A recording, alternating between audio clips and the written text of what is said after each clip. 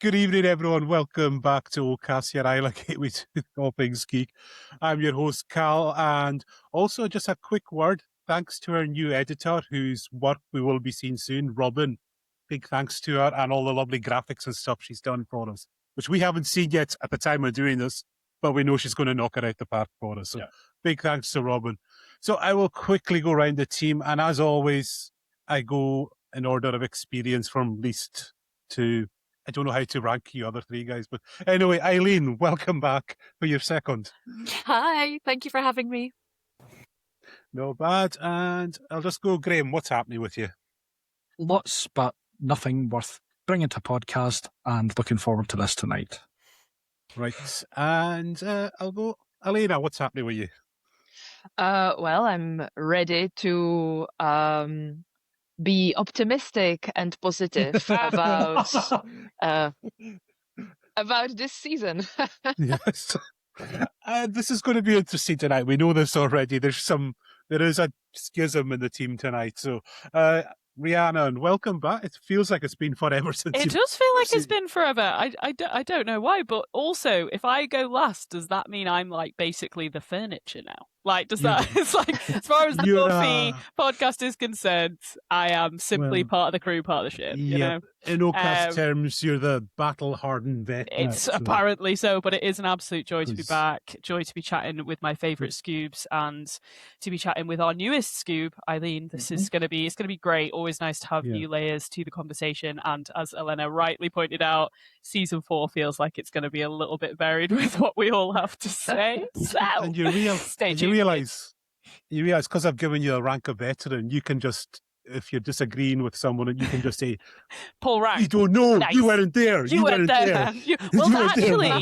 Actually, as like, I assume the youngest member of the Scoob cast we've got going on, actually, I wasn't there. I was not there at the time when it was released. I wasn't there. I feel like I came to Buffy late in 1998.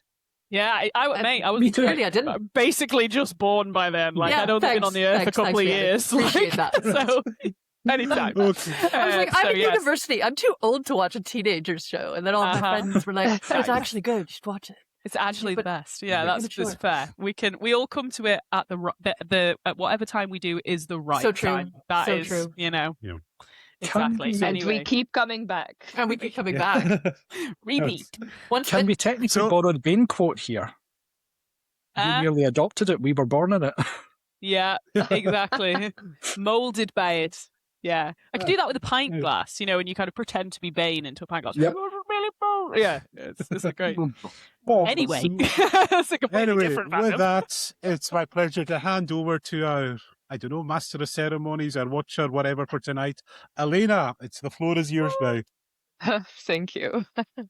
So, yes, as we already said, season 4 of Buffy the Vampire Slayer will be an interesting discussion for us because already there were some antipathies expressed earlier, especially by Graham and Rhiannon. And I will just recap for us, but also for our listeners, what actually takes place in season 4. So it's the time of UC Sunnydale when Buffy and Willow and Oz also go to college that is conveniently located in Sunnydale or near it. The other big change in life is that Giles, who used to be a watcher, is now Hugh Hefner, as Buffy puts it in episode 1. Also known as gentleman of leisure. So for Giles, that's a new situation in life as well. We are, throughout this season, we will get some new members for Scoobies. Anya becomes kind of like, by the way, she just starts showing up because she wants sex. Because she dates Xander. She shows up because she wants sex. Yes. Yep. And that's a good reason. Yes, it's a great reason. It's a good reason. Although although her choice of partner, we might discuss that later. We might discuss that, yeah.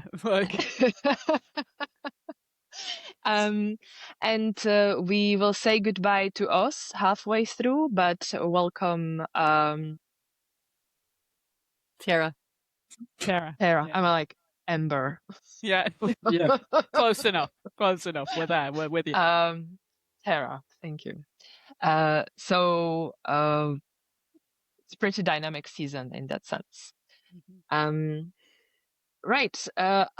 Yeah, I was like, I'm forgetting something, and I am forgetting the initiative. So that forgettable. enters. It makes sense. It makes Can sense we that just you would have forget forgot that.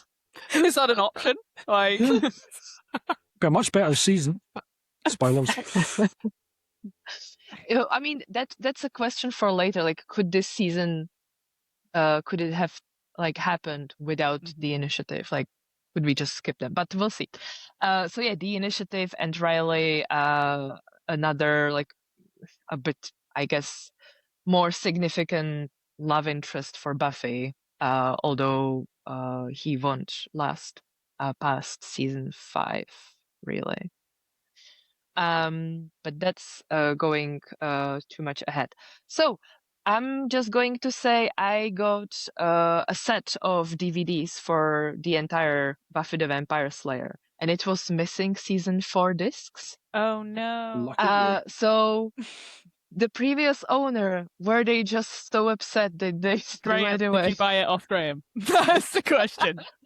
No, it wasn't mine, but maybe they were so disgusted by season 4 that they decided that even though they're giving it away some to spare and just put it in the bin it was directly. an I act mean, of mercy. I say maybe that's a bit harsh, to be honest. There was a few things that I'm sure we will all get into that actually I did find redeemable about season 4, but there was a lot of it that I was just like, where are we? Like, what's going on? Yeah. But Elena, you are leading the charge. Where would you like our discussion to start today?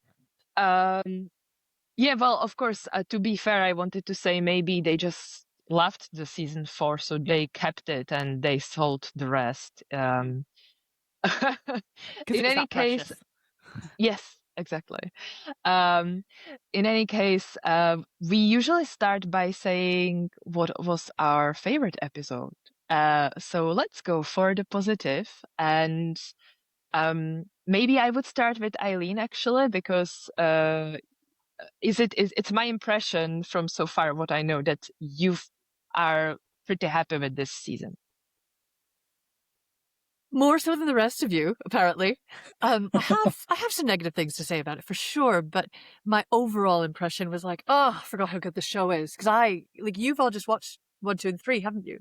And I haven't. I haven't watched any of it in over probably 10 years. So there was that kind of newness about it. But I would say my favorite episode, can I do that bit now? Because that's the most fun. Yeah. Yes. Superstar, hands down. I love Jonathan. That was my He's pick. so good in this episode. I mean, just Danny, something Masterson? No? No, not Masterson. Strong, not Masterson. We didn't mention him. No, we don't talk about him. Sorry, yeah, Danny Strong, who's an amazing writer as well. You watching Superstar, you can forget how good an actor he is, and then there's that scene at the end where he's the old Jonathan, and he's like kicking the dirt and really shy, and you're like, wow. You did. I think the thing I love the most about Superstar is the fact that they changed the opening title. It's something they never did, as far as I'm aware, for any other episode. And I think that was just a master stroke. It was so fun. Apart from Once More, I think that was the only the Once More with Feeling. I think that's the only other one that they did. Yeah. But as you rightly say, it's a fun dynamic to see that change. You kind of go, okay, we're somewhere different. And I feel like when I kind of said before, like, where are we? Like, that's the one time where that kind of thing is appropriate, because it's like it is placing you immediately in like, okay, this is a different kind of episode. We're here to enjoy ourselves and have a giggle. And that I quite like, actually. Yeah, exactly. It's fun to have a giggle. Yeah.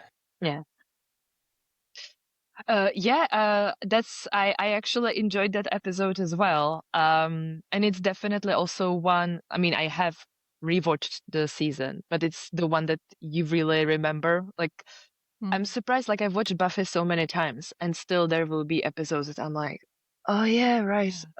Yeah, that happened. Came back through it and you're like, did that happen? A few of those were in season 3 as discussed last time, where I was like, I think I just blocked that out. I'm like, I just blocked those out. Yeah.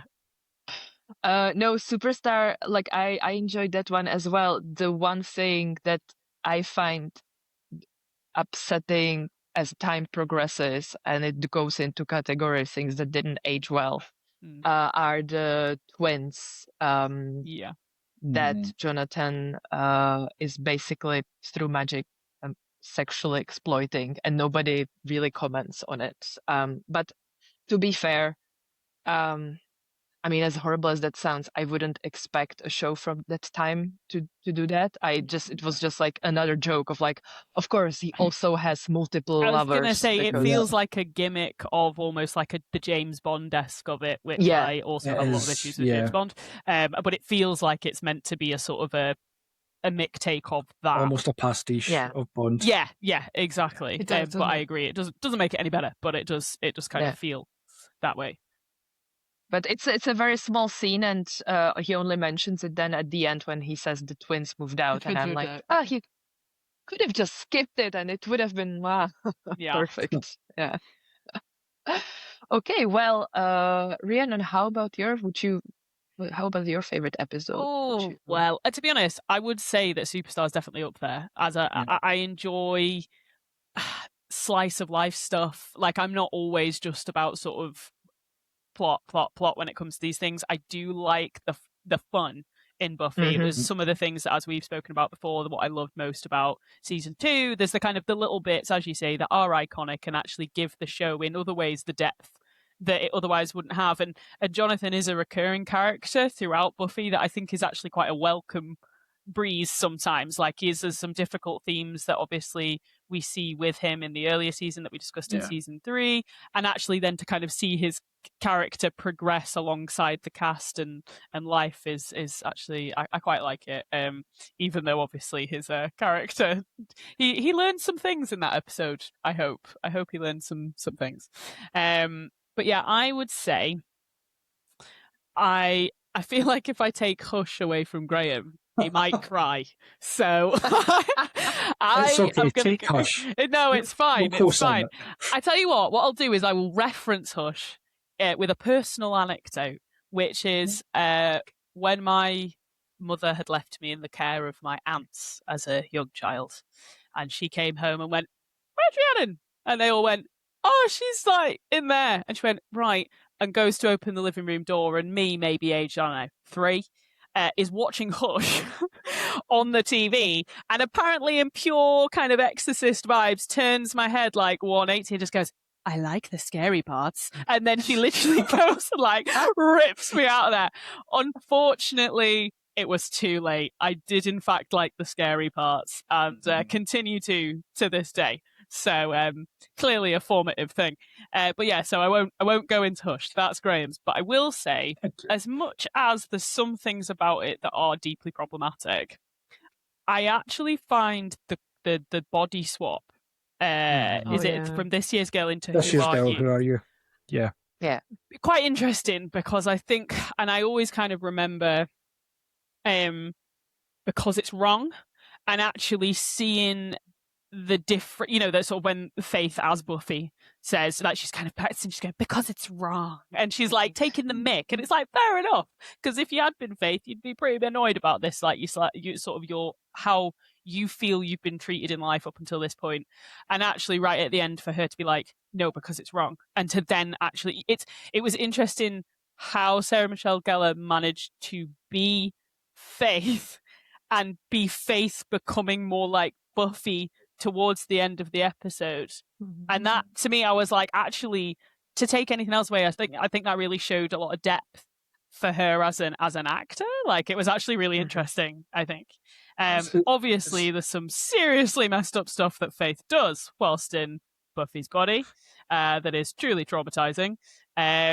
And I hope the cast got good support for that. But I still think as a character development for Faith, it's interesting to watch her go through that. And I finished by saying, may I also say that I have like a favorite quote from this season? Because as Elena very fairly pointed out, some of us feel quite differently about this season as a whole. I didn't think it was the strongest. I will put that out there.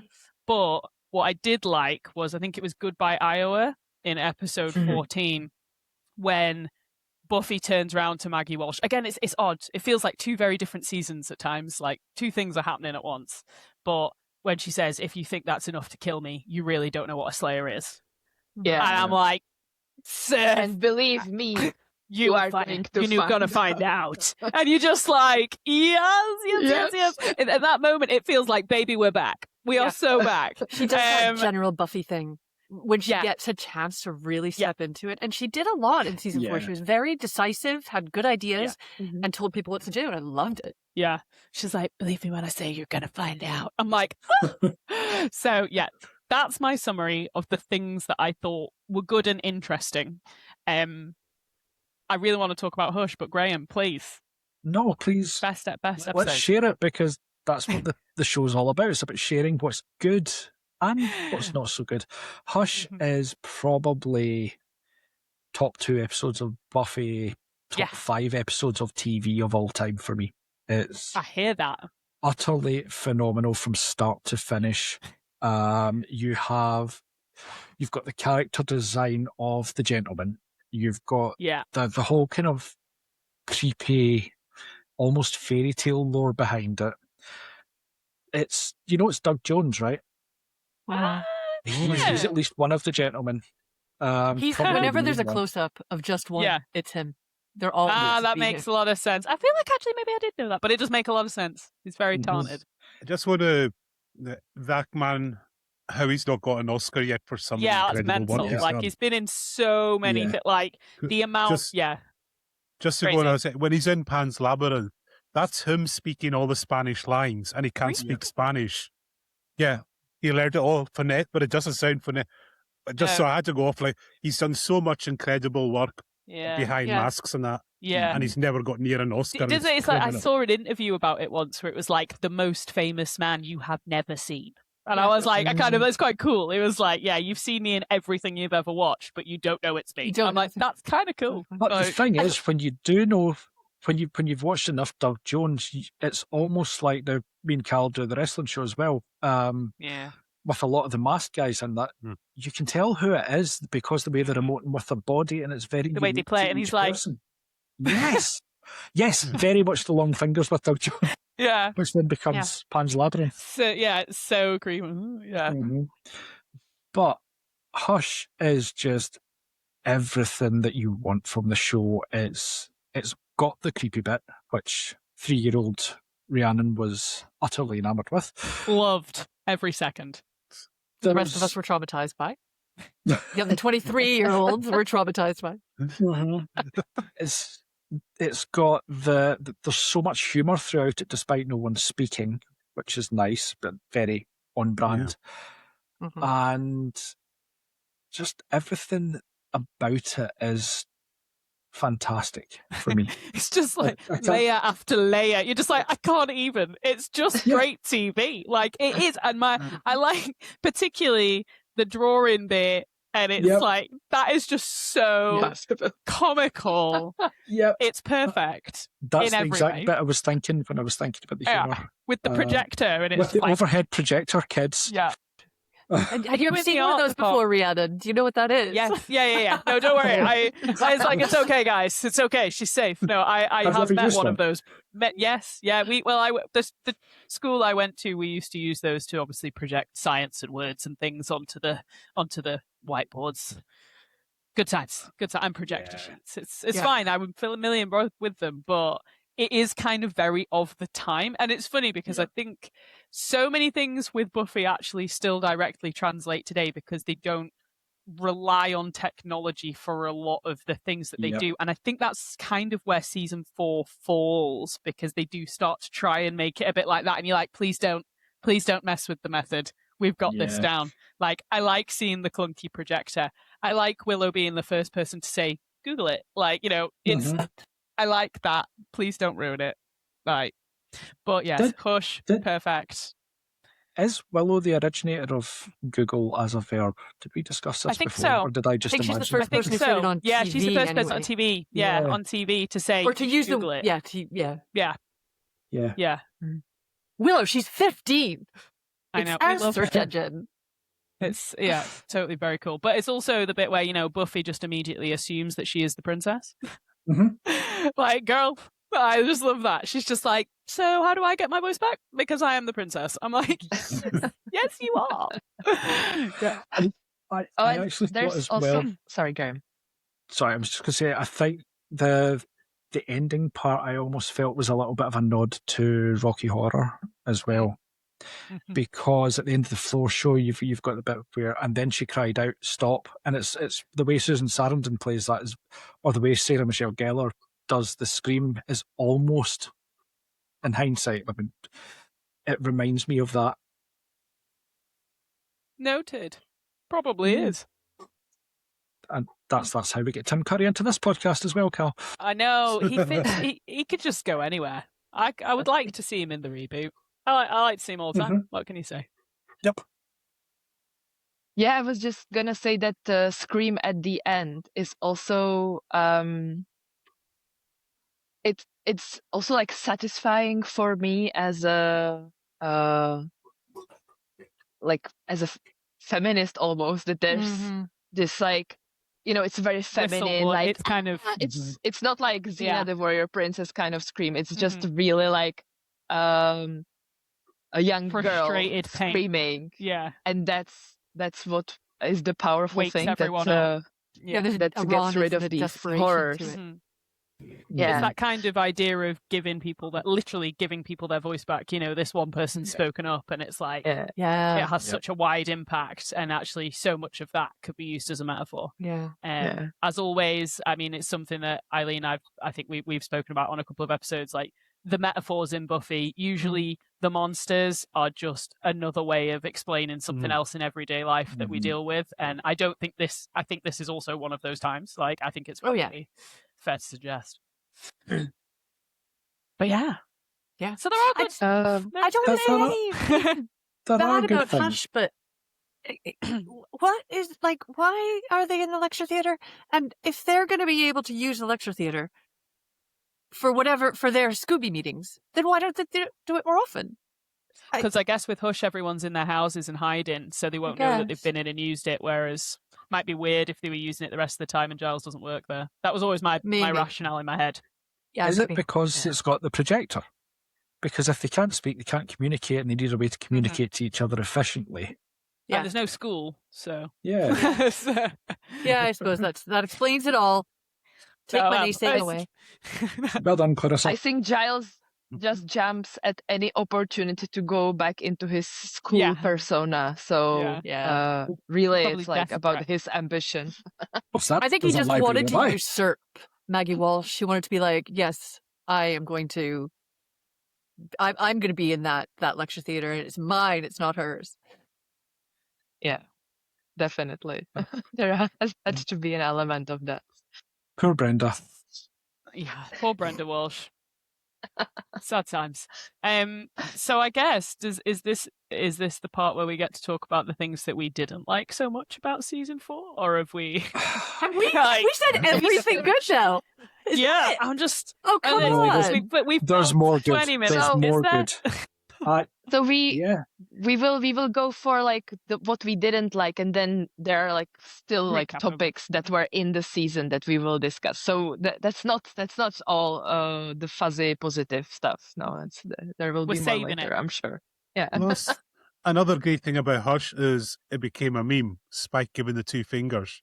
Yeah, has gone on to be a widespread internet meme, that's a sign of something good about it. that back in the day was like my thing on like Facebook or whatever online profiles we used to keep, or still keep. But I definitely had James Masters drinking out of the librarian cup and swearing on camera. Both of those.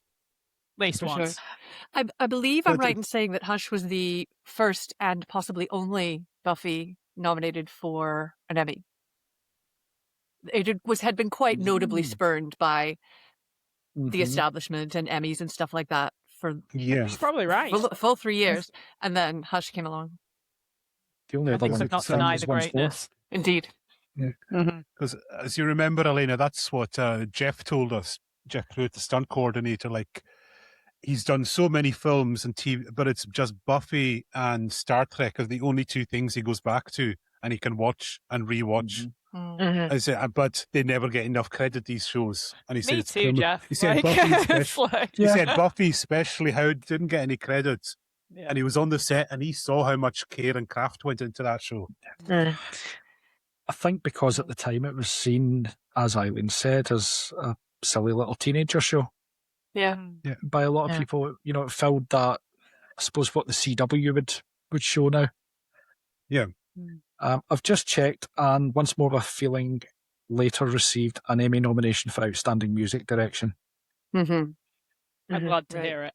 Me too. Because it wasn't outstanding music, let's be honest. No, but they did get the mustard out, and that, you know, they got the mustard out, and that is worth. That's the most important thing, really. Yeah, it really is. And but okay, we need to do this. Oh yeah, we need to go. We're just like coasting. It's just like it is. You were all into criticizing it, and now suddenly we have to soothe it ourselves. I just don't want to be too mean, you know, because actually you're right. Buffy deserves all our love, and sometimes I don't want to. But goodness help me, yeah, season 4 there was some serious issues going on.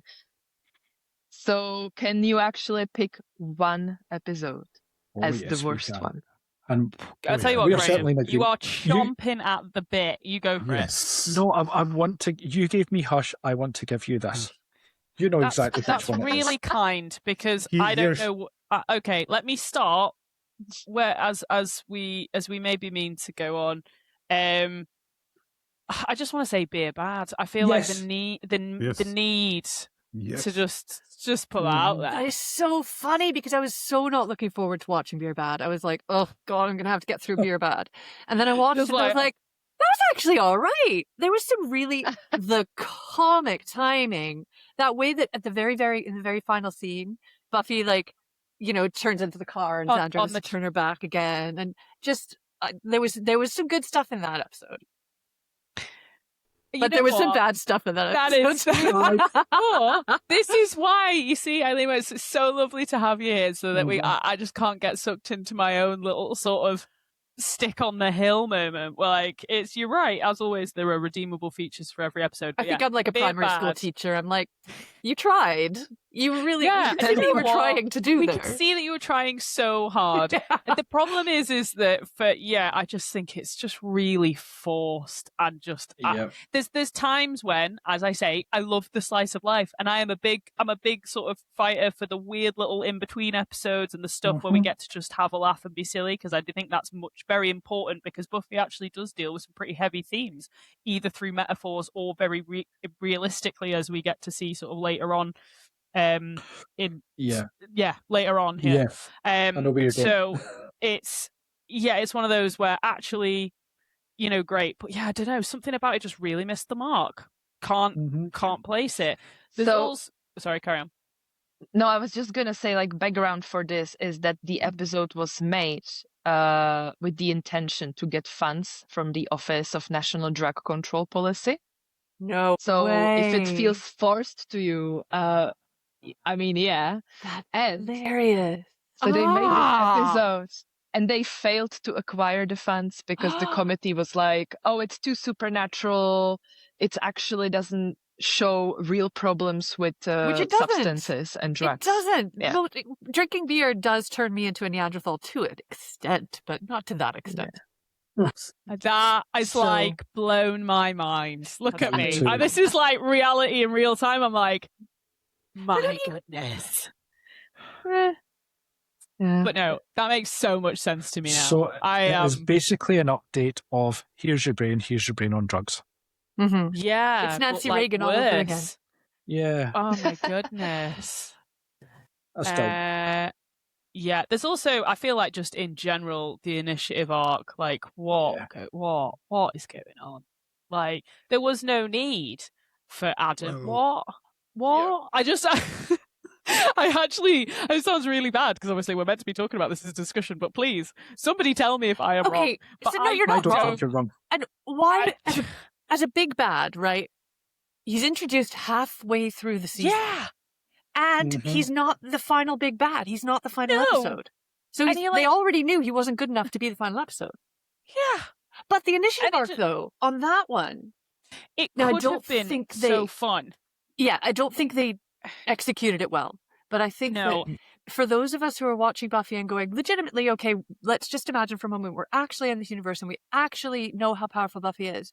And you got to ask yourself, at some point, why doesn't she club together with actual authority so that they can actually get shit done? And then you learn why. Because the American government is short-term thinking and the army is stupid and they're going to do whatever they want to do. So that's why. So they're answering that question and getting it out of the way.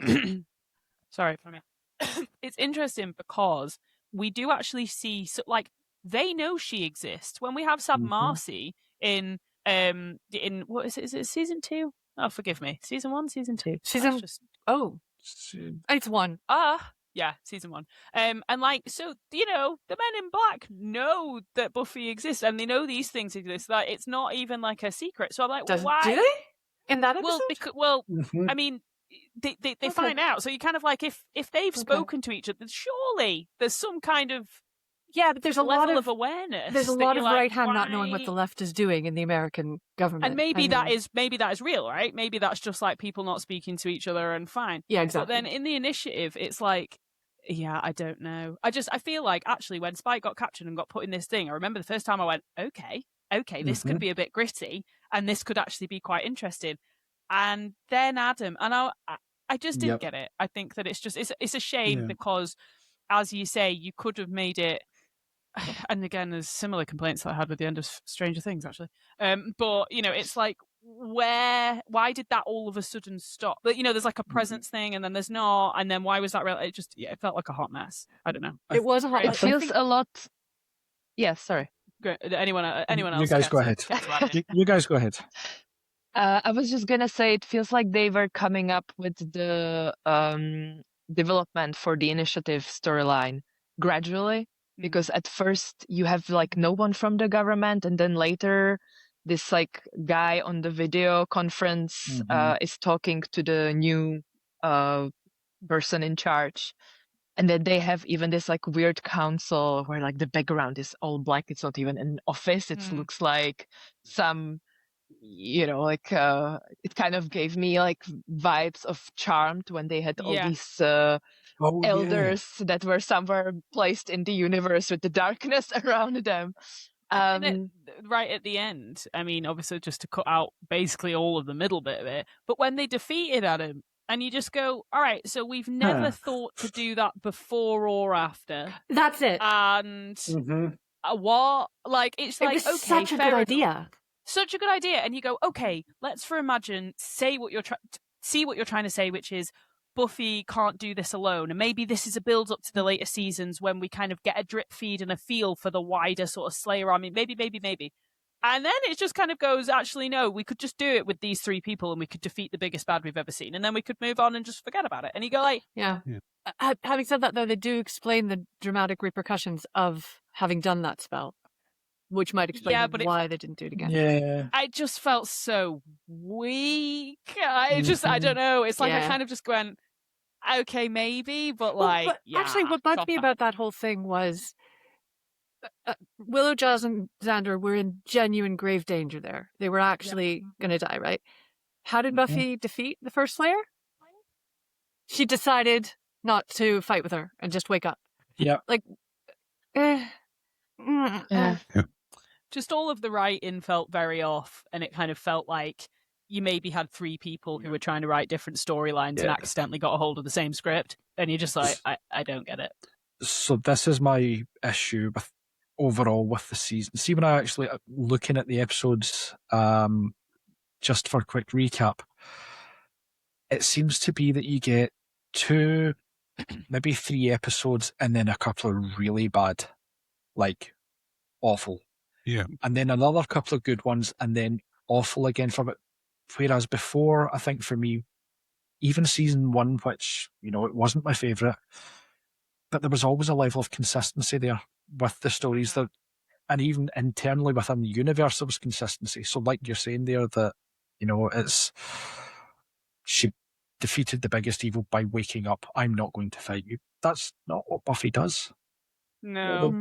It's almost antithetical to the character. But there is good in the season. There are lots of good bits. It's just there's so much padding and inconsistency that it puts me off it. Who was the vampire that we saw really early on? And I was so hoping she was going to hang around Sunday. for a bit. Yeah. Yes. She was brilliant. She was really fun. She would have been a brilliant. Well, I'm not going to take credit for this. I've seen this online. She would have been a brilliant big bad. People disagree. Yeah. Yes. But I think that rather than doing it with Glory in season 5, they actually could. She was way better than Glory.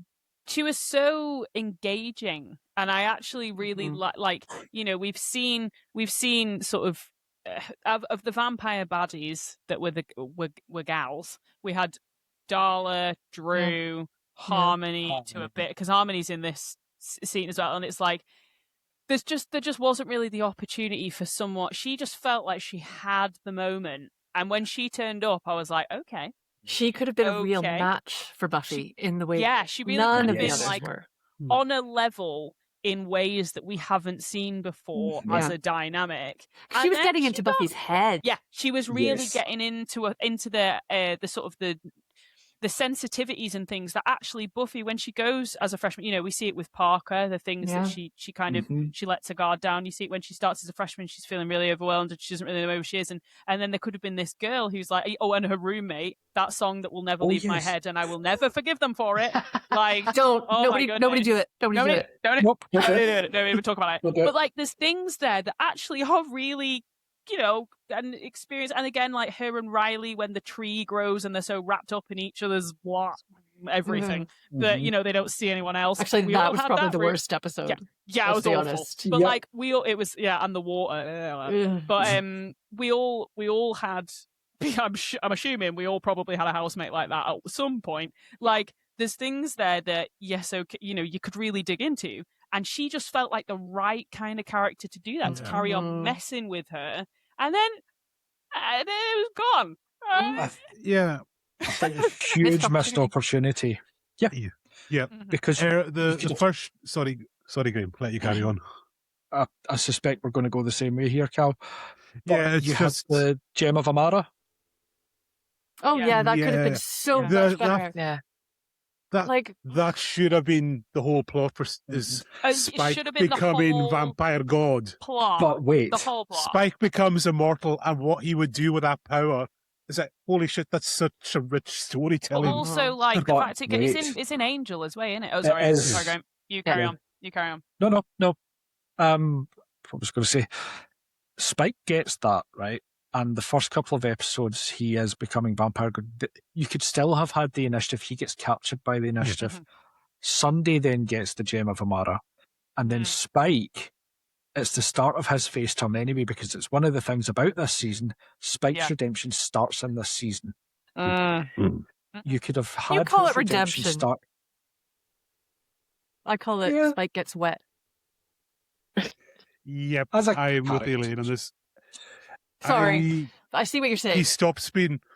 When Spike becomes an ally, he just loses a lot of appeal for me. He's so wet. For me, it's just...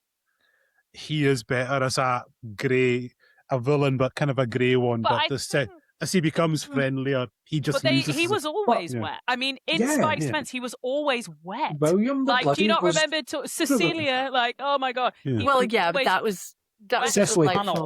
Sicily, that's the one. Because actually, it's Hallie, isn't it? Yeah. Yep. Sicily, and it's like he was always Anyway, we totally tangented Graham's point. So sorry, Graham. No, actually in the middle of That's saying something. No, I was just rewriting the season. Basically, you could still have had. I really enjoyed it. I was so captured by your thoughts. I was like, tell me more about what actually happened in season 4, Graham. Tell me how it went. That's why it got chucked out of your box, Elena, because Graham's actually redoing season 4 for us. Hooray! It's a wonderful season where you have Sunday as the big bad, The Initiative somehow captured God's Spike. I don't know. He Okay. took it off for a joke or something. Whatever. Maybe they used Adam, the only thing he might have been useful for. He took it off to use it as a bottle opener. There we go. He was That's taking a on bath. brand. He was yeah, that sounds about right. It's about time, actually. It had been 4 years since his last bath. Yeah. I missed wonder. opportunities. I wonder because the initiative was shot at this facility that's actually army facility where they make some fighter planes or something like that. Yeah. And I think I read somewhere that Joss Whedon was like, yeah, like go all in and make it like a big action set. And I wonder if just the fact that they were able to get onto set like that just dragged the season away from all these interesting topics into this like lame army plots. Because like all the other, there's just like so many moments where you're like, oh, this is gonna be the big moment, this is gonna be the big moment, and none of it. I guess part of it is also that it's at the same time we have Angel season 1 and they keep interfering with each other, and the Ring of Amara is meant for him, right? But I'm really suspicious of like the excitement about this location, and that the plot was adjusted to their ability to. I mean, it must have been really expensive. Ruining everything. What I want to be an army man. What likely happened was once usually they get the army involved, and as long as the show promises they're going to show the army in a positive light, they would have gotten free use of that set, so would have saved so much money. And that's probably why they ran with it in the end.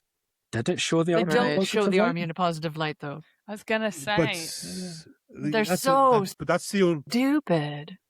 They put the shit in the initiative. That's the only way you get to use army facilities on film is. Well, so maybe they were searching for some kind of because then if they were taking the sort of the promotion from the beer people, and maybe they were taking the cheap on the army facilities, maybe they were strapped for the Kashitos that season. Maybe it does add up. However, they gave us Hush. That was the apology. They literally went, "We're sorry. We're serving you this. Please take Hush as our singular apology for this old mess."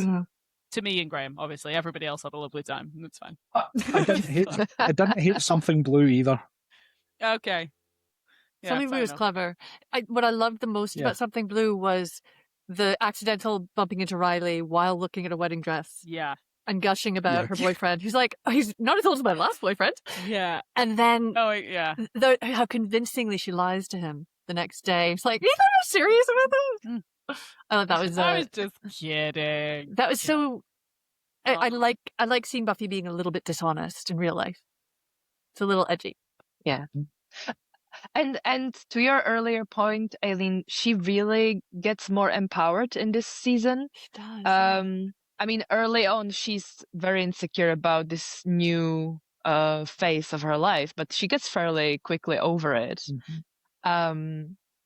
After going through some Cher and Celine Dion adverse times. And she also, I like that she is really standing up for herself towards the end in the Yoko Factor, where this like element comes back again and again, where Buffy just gets it from Willow, from Xander, even from Giles, and it's often unfair, and she rarely really stands up for herself, but in this one she is like arguing with them, and she tells them, well, okay, tell me how you can help. No, nothing. No takers. So that's definitely a plus of this season. I think it is one of the things that they did well, in terms of both the kids in the show and Giles, people moving on to different stages of their life. You know, you alluded to it in the intro about Giles becoming a gentleman of leisure. But his whole identity had been librarian and watcher, and now he wasn't that, so what does he do with his time? Yeah. You've got the Scoobs who have left high school. They are now young adults So what does that mean for them?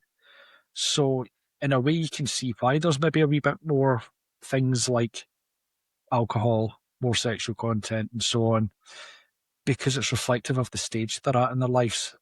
And they do, it's differentiating from parents, but they do actually do that part quite well. They do. But I have to ask, where's Joyce? She's in like episode 2 maybe, or episode 3 when Buffy goes home, and she's very dismissive toward that. This is one of my real bugbears when it comes to a character like Joyce. They make her whatever they need her to be. So she's not true to a central a personality. So they're like, she's like, oh, Buffy, why are you here?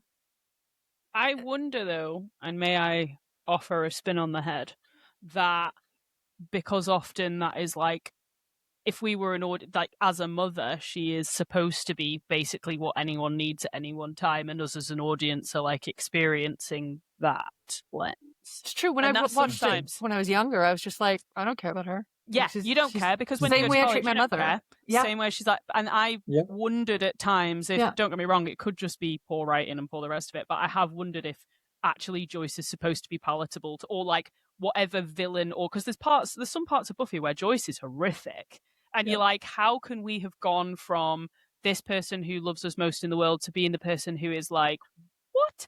And you just go, well, actually, I'm sure a lot of us have felt that way about, you know, people or sort of authority figures in our life or parents at one point or another. Like, it's kind of, so I've often considered that. Mothers get that. Because, I mean, you, how dare you not read my mind and know what bothers me the most in this very moment? And how dare you ask me about the one thing I'm really sensitive about today? And so, and also likewise as well, like, you know, it's kind of worked for Buffy as well. You know what I mean? It's kind of, it's this whole... Yeah.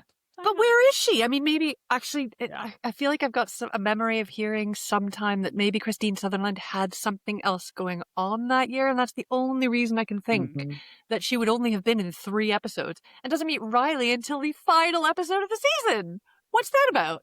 Yeah. Is it just that trope from particularly American shows where you go off to college, you're going off to college, you're effectively in another city, and somehow... a town where people can run across it in about 20 minutes Not on a whole foot. lot of town here. Not a lot of town. And she's not even there for Thanksgiving. A UCLA-sized campus. Yeah. UCLA-sized... Actually, there's UCLA, but...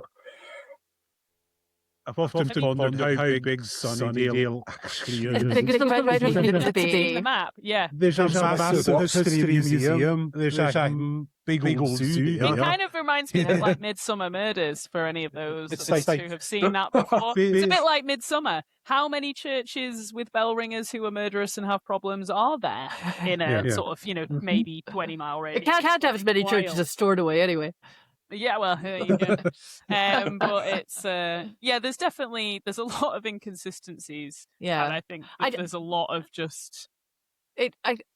Sorry, finish your thought. I'm sorry, I didn't. No, not at all. There's a lot of inconsistencies. There's a lot of stuff that for me personally didn't add up. There were some funny bits. Like I actually kind of liked in A New Man where Giles obviously got turned into that. Is it a Jarl demon or sort of like a demon? And like that shows the sort of little bit of like friendship between him and Spine. Yeah. Like starting. I actually kind of liked that. I thought it was silly. Is that one the last appearance of Ethan Rain? Yeah, I think so. Do we see him after that? Maybe not. No, because I think we move on to bigger problems, don't we? Than somebody who I like chaos. Ethan. Ethan was always a little soft spot in my kind of villain space, I guess. So Ethan should have been a kind of secondary big bad for a season, but I actually wonder he'd been better than the 3. Yeah, he would have been better than the 3. And actually, if he'd come back at some point, accidentally having tapped into powers way too big for him and turned into a really big character. For example, where Glory is, let's imagine we'd ignored Ethan Rain as some side character for this whole time. And then he turns out to be like, oh my goodness, he's decided to channel. Maybe he picks up the book of channeling the power of the 3, right? Or whatever it was they were doing. He then sneaks off with it, counters up with some big bad that he is not prepared for in his school of magic and becomes like this like mega like presence of demonic power on Earth. That I would have liked to see. And now, there you go. So, And it's just another way to get to Ripper. Yeah. Because then you When get will that they I'd like give to me test that season? theory. When will they give me the Ripper like prequels? When will they do that? Yeah. I just you wish just they'd want Ripper. fleshed out that story a bit more. Like, Olivia knows Ripper, but Olivia can't have been born in the 60s. Well, maybe born, but not. I don't know. They're just there's some inconsistency. Giles, the gentleman of leisure. Yeah. It was very odd watching it this time. For the first time, I identified more with Giles than I did with Buffy because I'm a 47-year-old woman. Yeah. That and just like, what am I going to do with the rest of my life? And I'm going to die one day, and this is all awful, and I'm not young anymore, and everybody keeps telling me I'm not young anymore. And I can sing songs too. I've got a gig of the bronze. Yeah. I haven't got a guitar now. Don't worry. It's not. I'm not going to. That's a shame. I thought we were going to have a rendition. Yeah. I was excited. But I was going to say, sorry. Wow. The point I was going to make about like Joyce, it was also just that bad writing and bad character development. Not for everyone. Some characters are fantastic, but I don't think that Riley was ever in a million years going to be a great character, but they didn't write him well. They didn't give Mark Lucas anything to work with. Yep. He was so lame. Yeah, it's very well, one-dimensional. I don't know if you guys feel the same way about the Twilight series as I do. Didn't realize this crossover was going to be presented in the way that it is being, but here we are. Riley is Bella Swan. Yes, he is no one. Yes. He is an empty vessel for the boyfriend or whoever that you had at uni who you knew for a bit, and they weren't a terrible person, but then they had some stuff going on and you were like, this is not the one for me right now. Like, he just is like the blueprint, and that's what he was given. And I think, to be fair, you couldn't do much with that because you were just given Iowa farm boy. You were given nothing.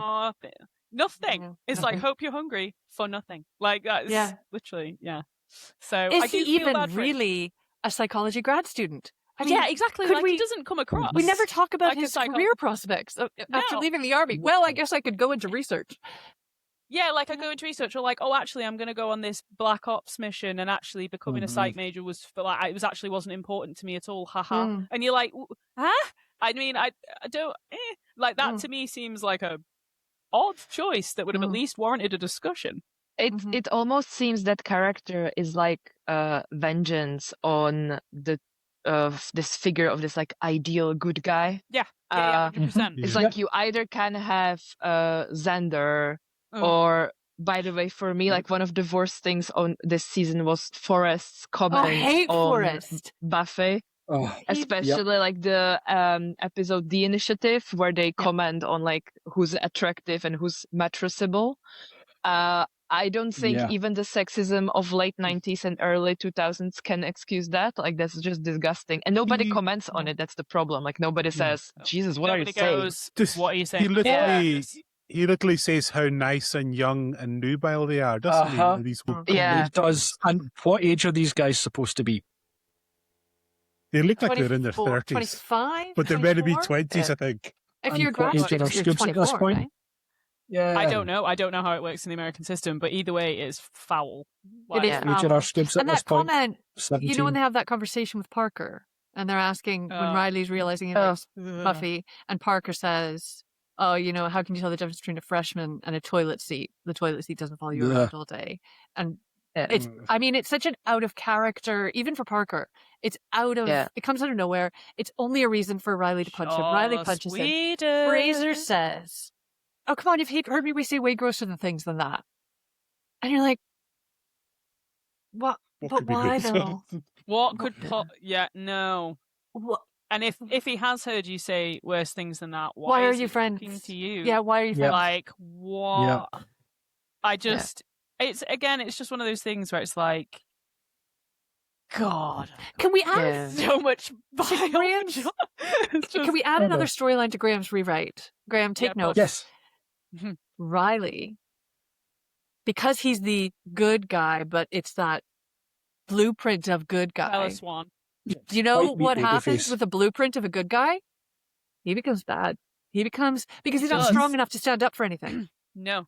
So he's a bit like To be Xander. fair, like, it's exactly, yes, again, here we are in the... It's Xander without a sense of humour. The Xander zone again. Yes, he definitely has But no sense of equally, humor. like, when they try and make, obviously, is it, like, when he starts, obviously, essentially using, I think, is, like, kind of what they try to show it as, like, Riley having a substance use, like, issues with substance use, essentially. Vampires. Is what they, what they go into. Is that in season 5? That's season 5. But is it substance abuse or is it more kinky? Is it S&M? Well, I don't know. Is there some John to be honest, vibes? I always took it as substance use because of the sort of the vampire. I don't know. I that's what I assumed, but I guess that's open for discussion. I genuinely thought it was a bit of both. Yeah, maybe. Either way, it was just designed to show that self-destructive side. Yeah, self-destructive tendencies in whatever way. And to be honest, I think with vampires, it's always going to kind of come across as possibly more sexual. You know what I mean? Like there's kind of got always going to be elements of that, there, like undertones, no matter what you're doing. But yeah, it's just so they do obviously show that he then kind of can't handle this lifestyle. But it's like it's odd that they go with that. Like I just felt. Again, like it's like, oh, it's because he's being rebellious and he's rebelling against this good guy thing. I'm like, well, you don't have to do that, actually. You could just do it that he's playing into the character of being a good guy for so long that he's kind of convinced himself, and then he has this actually like sort of corruption. Like there's much more interesting things that you could have done with the fact that he was in the military and the fact that it was like, there's more you could have done there without putting characters through that. Like, I don't know. It's just every time. Missed opportunities again. Yeah. Because as well, in theory, for Riley to be at the rank that he's at, would he not have had to have been in the military for quite some time? So, he's been conditioned to this since he was a child.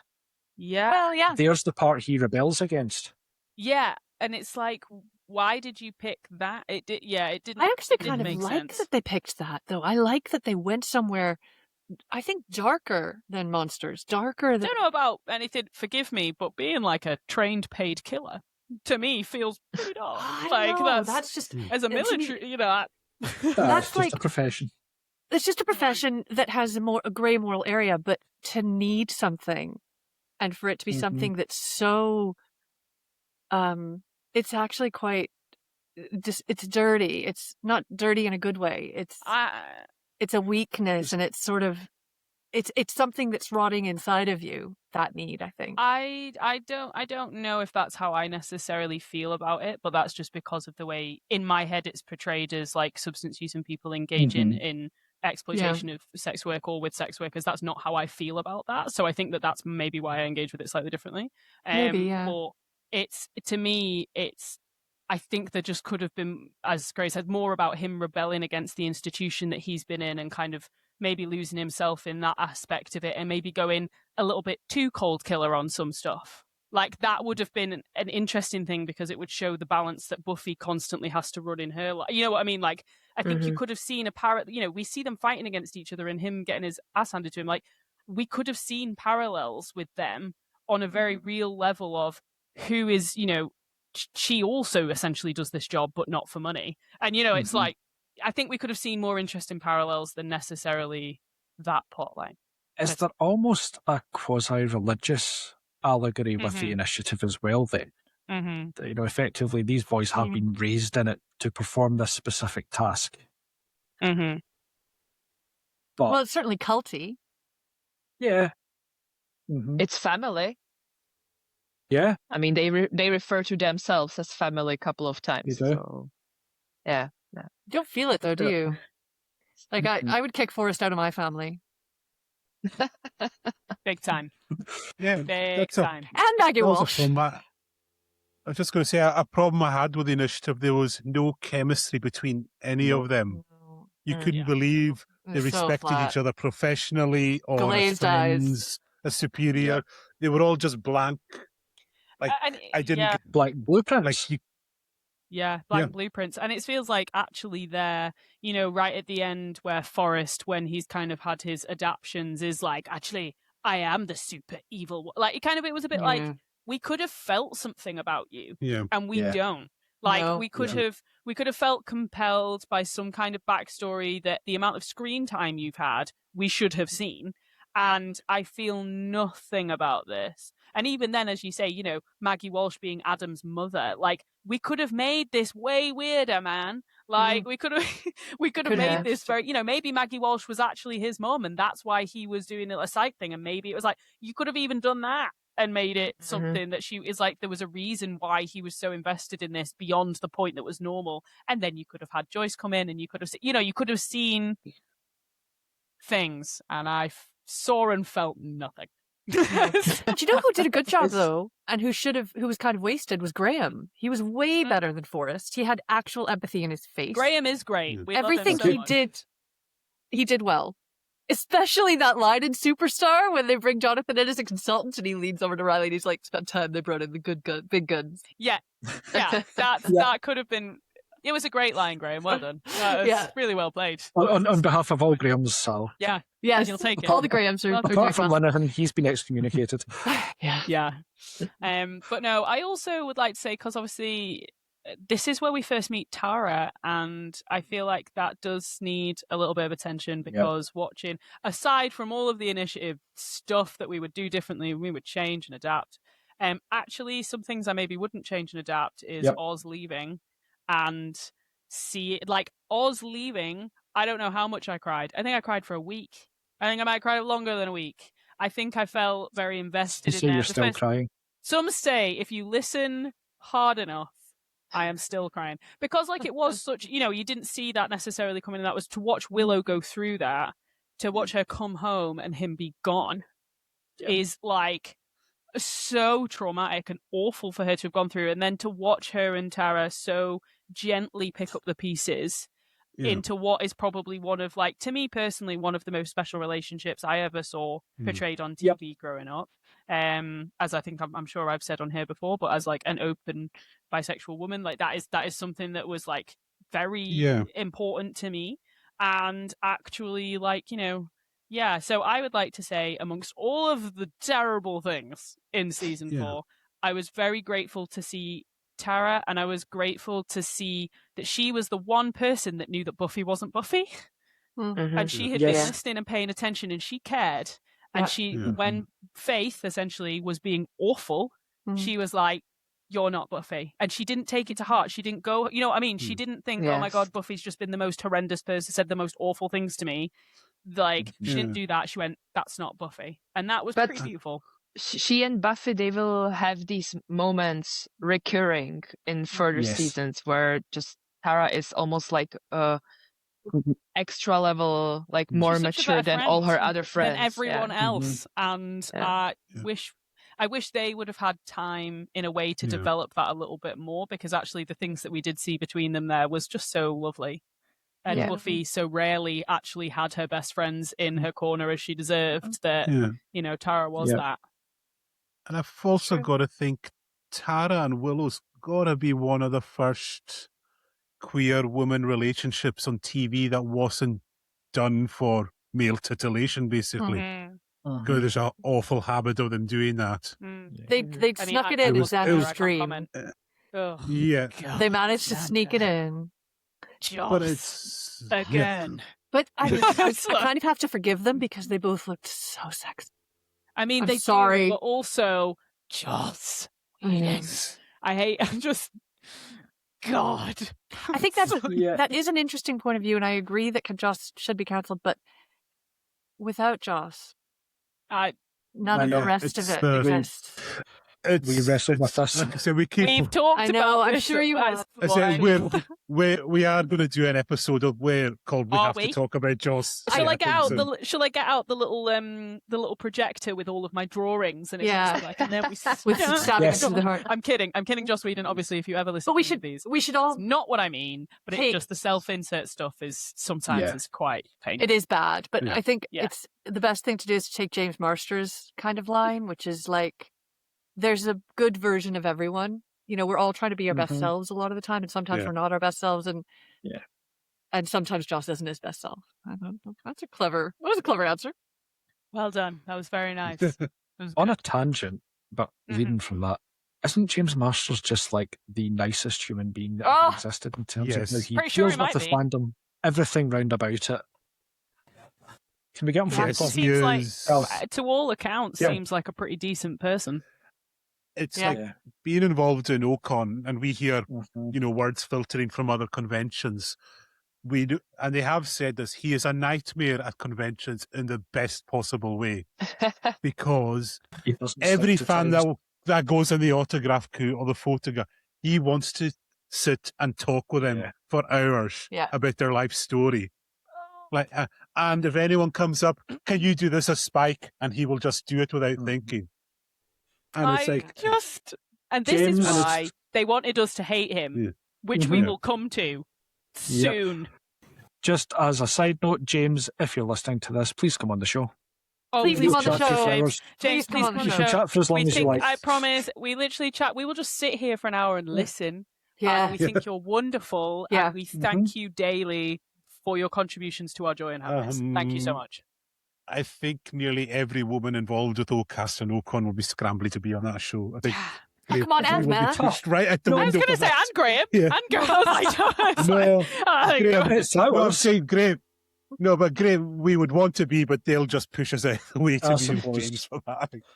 Which is understandable. Isn't there something a little bit special? I know with this accent, this is going to sound really odd what I'm about to say, but when an American can do a decent British accent, we kind of, as Brits, we kind of like to adopt them. So the way we kind of adopted Renee Zellweger and back in the day before she married He's Chris Martin, honorary. kind of adopted Gwyneth Paltrow.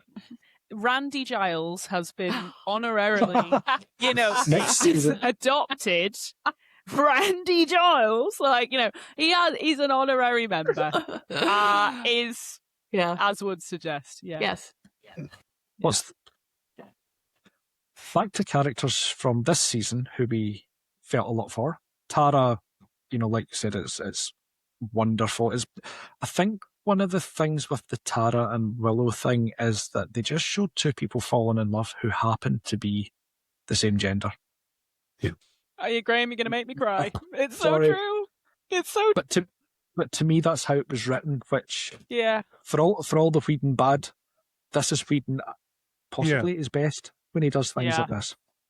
And it's also because so often in TV, it's like when there is queerness, it's just gay or straight. And we have a bi character, alas, and it's treated just as they're attracted to who they're attracted to, and that's it. Yeah. It's not like made any kind of fuss over. It's like so into like for the time it was made. That's the word I was trying to think of. Thank you. That's it. Yeah, thanks. Yeah, I was after as well. But yeah, it is, as you rightly say, Graham. It's one of those times where I go, Whedon. I go, God, begrudging. It's like, damn you, forgive me. Capable of so much good. Yeah, literally.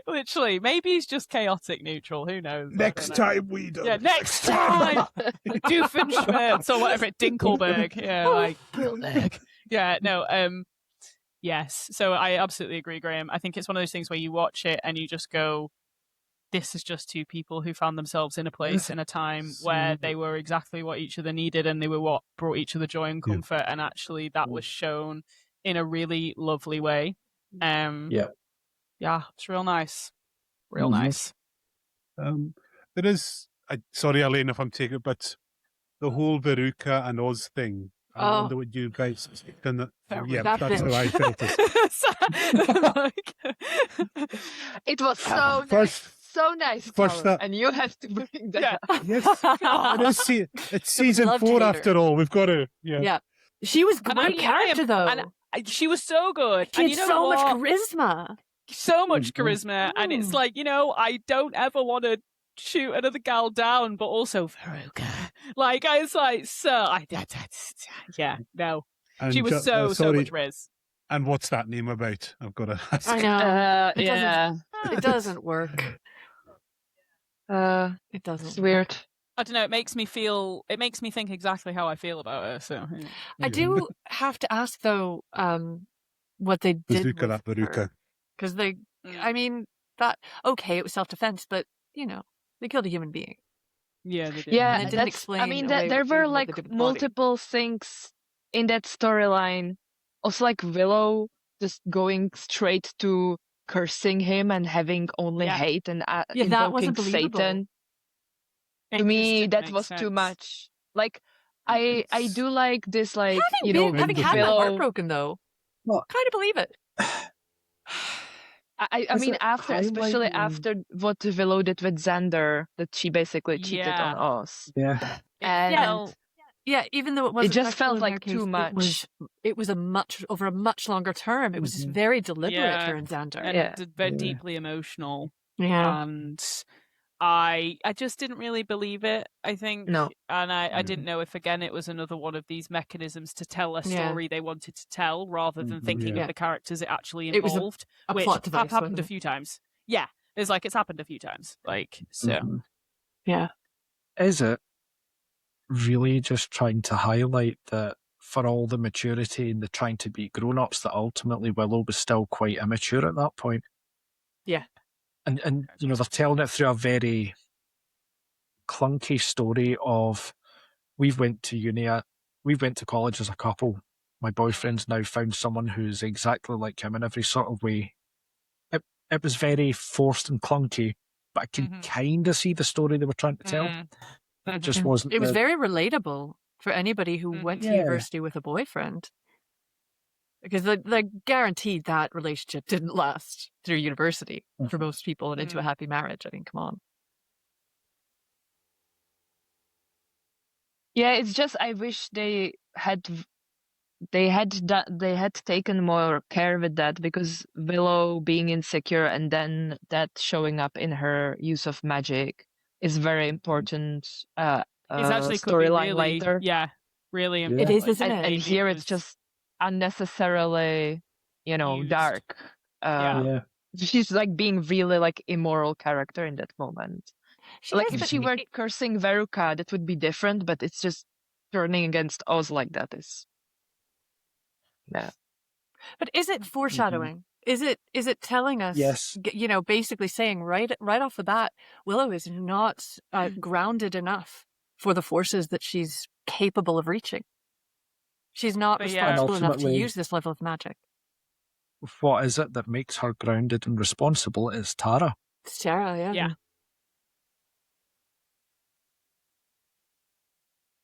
Yeah, I mean, she does make her better in many ways, in my eyes. Yeah. Everyone. If we're still talking about characters, or are we ready to move on yet to the best character in the entire season? It's Anya, isn't it? Pedro Pascal. No, yeah. Yeah. Yeah. Well done, Pedro. We all recognize you. Well, it's also that's what basically got him his. Like that was what got him his break, wasn't it? He's kind of often credited that as being the sort of the main thing. I thought he just credited it as like giving him a check when he was just about to be evicted every now and then. Yeah, well, I think that was the case, wasn't it? It's like that this was like the last thing before he gave up acting or whatever, and then. Oh, cool. Yeah. And now he's Pedro Pascal. Yeah, exactly. First of his name, exactly. Yeah.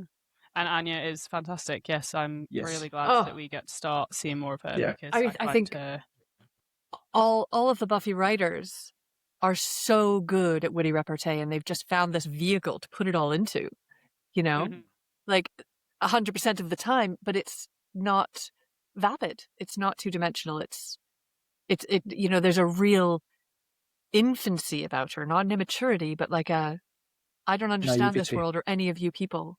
And I'm just I don't care that I don't understand this world or any of you people. I'm just going to keep saying what I think. Yeah.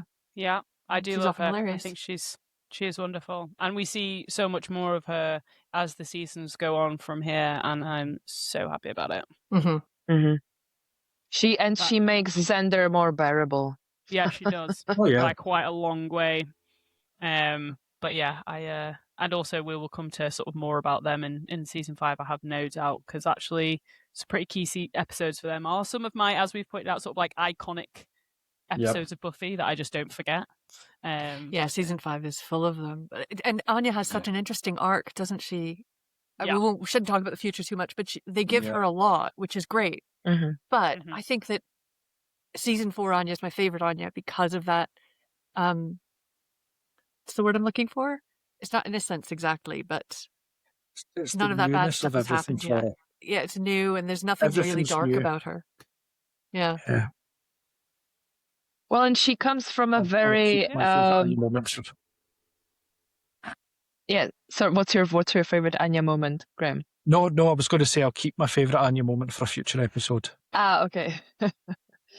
Yeah, I was just gonna say that she comes from a very powerful position. So it's like she's both naive about a lot of things happening in the world of humans, but at the same time she has like no lack of confidence whatsoever, except like doubting their relationship with Xander, but it doesn't come off as, oh, there's something wrong with me. It's just our relationship is ending because you no longer want to have sex every night. Yeah. But it's very refreshing to have a female character that's not that's just very self-assured. Yeah. Yeah. Yeah. She's true to herself. Absolutely. Yeah. She is very true to herself and always stands by it. And that I kind of wish more people stood by her for that as well. And I think a lot of the time she kind of can be set aside as almost like a bit of an oddity in that way, or used as, again, she is used as a sort of a plot device a couple of times, I think, for conversations that people don't want to have. And whilst I like seeing her in that role, and I found that very cathartic in a lot of ways, it's also still kind of challenging to see sometimes when you go like, she's still very much treated like she's on the outside, even when she does try to do what to many people might seem as saying the obvious good thing or saying the obvious thing or whatever. So yeah, got a love for Anya. She's a great gal. And it gives us side character of De Hoffren. He's just fun. Oh, so business-like. It's like, take my card. I'm like, a legend. I think I would end up working for him. I'm not going to lie. I have a horrible feeling like I actually would have worked for him and been okay with it. Like, for a little bit. He probably wouldn't have been very satisfied with my level of, like, vengeance, because I think I would have been like, now that feels mean. But, like, yeah, defo. What guy? But then I feel like he would just, set up weekly one-to-ones with you, and he would try to coach you into more vengeance. Yeah, I agree with that. It'd probably come with like some actually quite nice complimentary like herbal teas. Like I feel like there'd be a selection, and they'd be called like something really creepy, and it had been distilled out of like baby lizard dragon breaths or something, and heads. But like at the same time, he would have tried. He would have been like, "Would you like that?" He has mentor written all over him, doesn't he? Yeah. Here's your reward chart. Yeah, literally, and a gold star for you. And I tell you what, Graham. It would probably work. Yeah. It's like, sadly. So we need to now place this season on a. I can see it in his face. Yeah. Anyway, I think we can start to bring closure to some of you on season 4 at this point. Can we? Absolutely. I think. Do you guys rate the seasons? Like, which is your least? So we're trying to rank them. I kind of wouldn't say that I remember accurately where I've put everything for now, but you've only got 3 to remember so far. Whoa! I don't know if it's my least favorite or if it's my second to least favorite, because I'd probably agree with that second to least. Yeah, it's down there, very much so. And I think as we go on, I often try and sort of rationalize to myself where it sits, but it's either last or second to last. Yeah, I think my flexible scale that I'm slowly building as we progress is, I think I had season 2, season 3, season 1. So now I'm putting season 4 behind those 3, and we'll see where we get by the time we're done. We will see. Only time will tell. Graham, what about yourself? I will put this as positively as I can. Season 4 is the foundation upon which every other season stands. Oh, that's good. That's nice. I I also want to make it positive and say it's not my least. It's not my least favorite or my second least favorite. It's my sixth favorite. Because do you know what? That really is the truth. That it only is low because the others are so good. Yeah. And that is wise. That is very wise. And that's why we're here. Yeah. Right. That is why we're here, because we just love it so much. Yep. So Rhiannon, I believe you have to duck out at this I point. do have to duck out, fans, but So it's been an absolute pleasure as always. Yeah. Thank you for letting me get all that season 4 off my chest. What can I say? And only that, you get to duck out before the trivia as well. So. Oh, well, I'll have fun with that, guys. May the best right. Scooby lose. All right. No power on this side. Bye. Fantastic. See you later. See ya.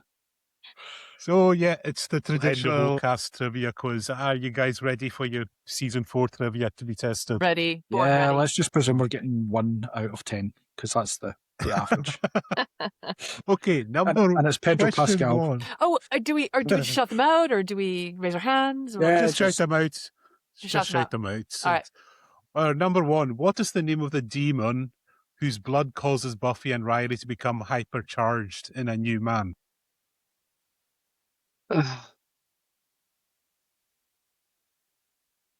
Hypercharged? I have zero recollection of that, and I watched it like I this don't week. know what you're talking about at all. Don't you mean where the wild things are? Oh, shit, sorry. Yeah, okay. Okay. Yeah. I didn't know there was a demon. I still don't know his name. It's a Polgara demon. Okay. There we go. Okay. Okay, what is the name of the initiative's main underground base? Oh, I didn't know that name. Oh, the bunker. You're quite close. It's the sub-basement complex. That's the name given for it. Nice. Okay. Nice. What a kind of eloquent name. Okay, what song does Giles perform? Freebird. Behind Blue Eyes. Behind Blue Does Eyes. it have a different? Yeah, Behind Blue Eyes. He does Freebird at a different. He does Freebird somewhere else. He does Freebird in his house. He doesn't perform it. Sorry. Yeah. Okay. And he does Tales of Brave Ulysses as well. Yep. That's a really easy question. Who's the roommate that Buffy gets after Kathy leaves? Willow. Yep, there we go. See, got to give you an easy. Thanks. Got to give you like a nice home run. I feel a bit like we're being led by the nose with that one. Yeah, right. What is the name of the demon language that Willow studies in Hush? Oh.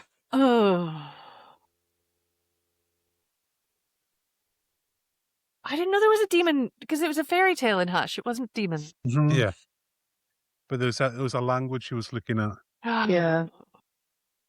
Don't remember. I remember that, but not the name. Nope. And I'm going to keep myself. It's Tavaran. Tavaran. Yeah. Okay, what is the name of the fraternity house where the haunted sex energy incident happens?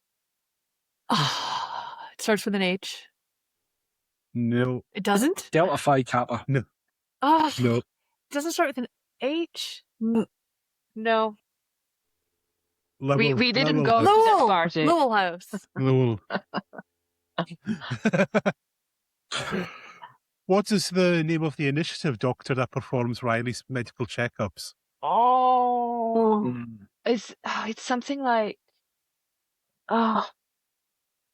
Dr. Armenian.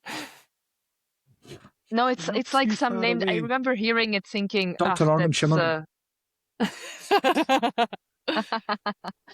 Wishful thinking.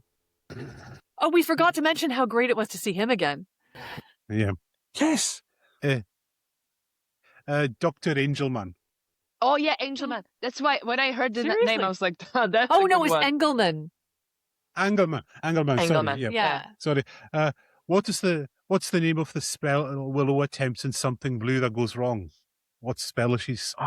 What's the name of the spell?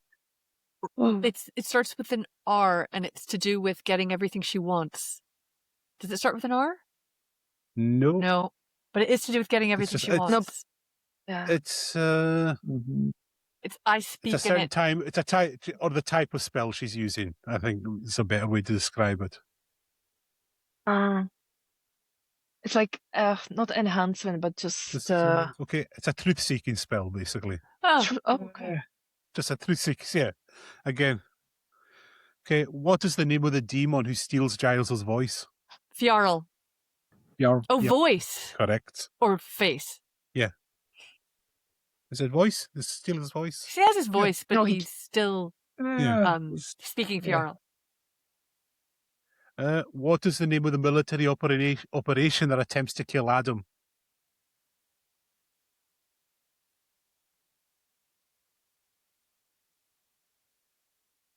Lost Boy? No.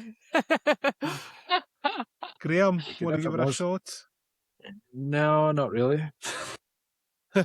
Elena, you want to give it a guess? 313. Operation Overlord. Oh, Overlord. Okay. I don't even remember it having a name. You're asking about the forgettable parts of it. Yes. Well, yeah, that's the point. It wouldn't be my kind of quiz if you guys didn't struggle. You know, Graham, you know me too well. I'm not going to give you a quiz you're actually going to do well in and enjoy. You know me. That's what I was saying. I could see it on your face. You were looking forward to it. I just wish something would have stuck in my head. Yes. Willow's the roommate. It's a Fjarl demon. You're doing well. I think you've got 3 or 4. Oh, that's right. Good too. Yeah. Yeah. So, will we wrap it up there? I think that's the questions. I think us being humiliated by this knowledge quiz is always the best final part. Yeah. Yes. Any relationship. But thanks, Eileen, for joining. Thank you so much for Buffy. Me. This is so exciting. Can we have you back for more Buffy? I cannot wait, especially because it's season 5 next. I just All right. And I don't need to ask the other two if they're coming back for more Buffy in the future. No, you don't need to ask. Got through season 4. I'm already restless. Can do the rest. Yes, because interestingly enough, the next Buffy thing we're doing is not a review. Remember, it's the role-play session we're doing. Mm-hmm. Which I've got to ask, Eileen, would you be interested in doing a role-playing game with Buffy? Tell me more. It's just based on the Buffy role-playing game. It's like an out-of-print role-playing game. I found it, and there's a one-shot, which, interestingly enough, happens just at the end of season 4. So it slots in nicely to how we're doing this. Yes, I would love to. The only woman character that is left is Willow. So would you be okay role-playing as How on Willow? earth is Willow not taken yet? I don't know. Which would then leave because there's Anya, so I took Anya, and I think is Rhiannon taking Buffy. Yes. Fair enough. Yeah. Graham's taken Spike. Yep. And did Kenny take Riley? Yes, because Kenny was going Riley, Xander, or Willow, and he says, "Well, I'm in no position to play Willow at all." And he was just saying, Riley and Xander's like a migraine and headache choice I have to make here. That's not good. Riley, because he's just, he's not as just offensive as Xander is. So. I actually think being inoffensive is worse. Yeah. So, yeah. We'll let you know what you need for the role-play session. You've probably seen in the chat. I saw the rules, documents. I'll say. Yeah, and I can send you the character sheet for Willow then. And amazing. That means, Xander's the only character no one's taken, because I don't think anyone even wants to pretend to be that host. Oh, that's such a shame. Does that mean that if you're the GM for this, that you have to RP Xander because he's effectively your self-insert? Oh, yeah. That's a This is now our revenge for the trivia. And also, we've got coming up, this is the Buffy revival as well. So that's what I'm hoping, that we finish this just as that starts and we can start reviewing that, whatever that brings. I don't know, how are you guys feeling about the revival? I'm afraid. Nervous? I'm avoiding it because I don't want to be disappointed. I'm trying to be optimistic. Oh, can I ask a quick question? Do you guys remember season 8, the comic book series? Yes. Yes. Yeah. Is it canon? Yes, I think it is. Yeah. Is that the audiobook you said, or the comic book? Comic book. because there is an Audible special that is essentially season 8 as well, and I don't know if it conflicts with the comics or not, but it's a full cast one. So, and I think that's pretty much canon. But then the revival series, I don't know if it's going to wipe all of that out. So, like most of these shows, the canon gets all over the shop after a while. It does, doesn't it? Season 8 comics are considered part of the official canonical continuation of the TV show's story by many fans and the creators. Okay. And also, I was going. And there was something else I wanted to propose to you guys. Do you want to review the movie as well at some point? Yeah, that would be great. I think it's worth. Yeah, I think it's worth. We've got to have a look at the movie because we do. Without it, none of this would be here. And also, it's a really good example of something that could have been good, but Joss Whedon was erased from it, and therefore wasn't. Although it still got made. So yeah, it just sort of when you take Whedon out of it. Yeah. I'll leave that thought hanging. And with that, yes, we'll leave on that note. And with that, thank you very much, everyone, and we'll see you all very soon. Good night. See you soon. Yeah. Bye.